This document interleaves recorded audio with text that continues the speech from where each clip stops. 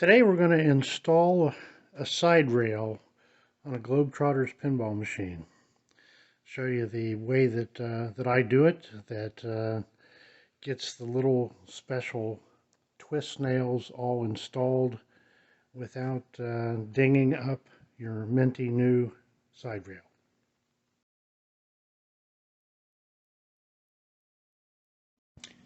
First thing you want to do is locate the screw that goes in the front. These are typically pretty grungy. You can chuck them up in your drill, and I like to use Mother's Mag and aluminum polish. Once you spin it for a few minutes, you can make them look like they've been re-chromed almost. They're just look really good. So something you want to do before you put the side rail on is make sure you've got the black plastic strips that go around the glass installed. As you can see, it doesn't come all the way to the front, but you want to slide these against the back. And there's a little slot in the end of the wood here, and there's a little barbed like T edging that goes down into that slot. Slide it down in there and push it in as best you can. I have a special little tool that I made from a putty knife, rounded it off. It's really handy for a lot of jobs, but particularly for reaching in here and pushing at the right spot to push that T-rail down. So the side rails come in like a latex rubbery type membrane over them to protect them. You want to strip that off, and it's then a good time to clean the whole thing from end to end. That way the little heads of the nails sticking up aren't in your way, and you can get a good clean surface on everything. The reason I start with this screw in the front is it's a really good way to index things to get this thing in exactly the right spot. You can use the hole for the flipper button, but there's quite a lot of slop around that, so that's not a good index. But the little square hole there that takes the end of the carriage screw will index this thing exactly into the right spot. Once you've got the carriage bolt installed, and you want to move to the other end, you'll see there's a hole in the top. So you want to have the head off of the machine when you install this, or else you won't be able to get to this hole on the end. You want to do it next because, as you can see, there's a little springiness here. It kind of pushes up, being pushed up a little bit by the plastic. What I like to do is use a drill with a drill stop on it with a little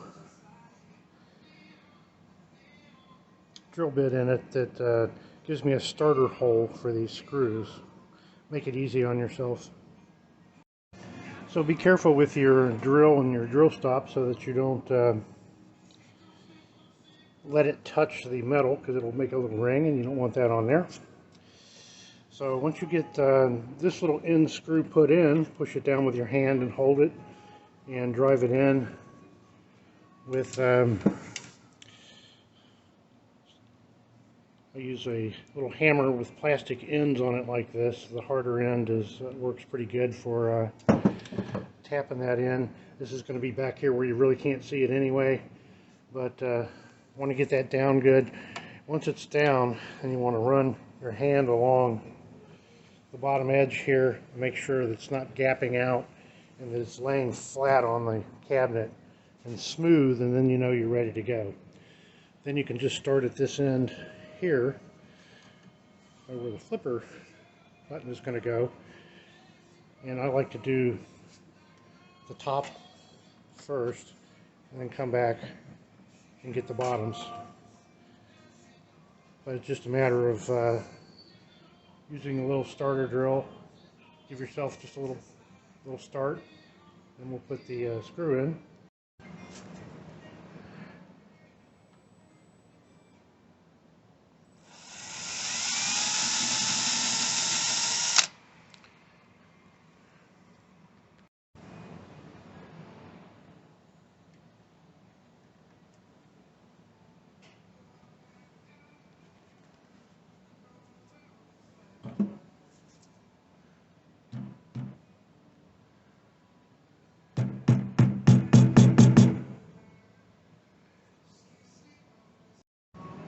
As you can see, I didn't put the screw all the way in. I left it out about a quarter of an inch.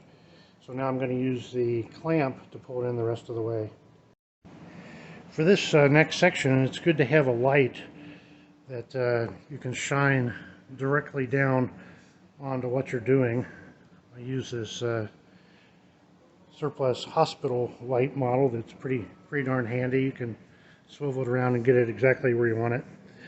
So I've put the clamp on, and notice that the part you turn is on the inside of the cabinet, and the part that's on the nail is the part that does not have a swivel.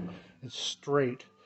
You want to do that because if you put the swivel on the outside, and it will tend to want to walk on you because it's got a small space it's trying to push on the head of that nail, and if it twists one way or the other, you could get over and ding your metal, which you don't want to do. So this way you can get right above it, get right on top of it, and you can twist it in, and you can watch it go in, and you can watch the edges of your clamp.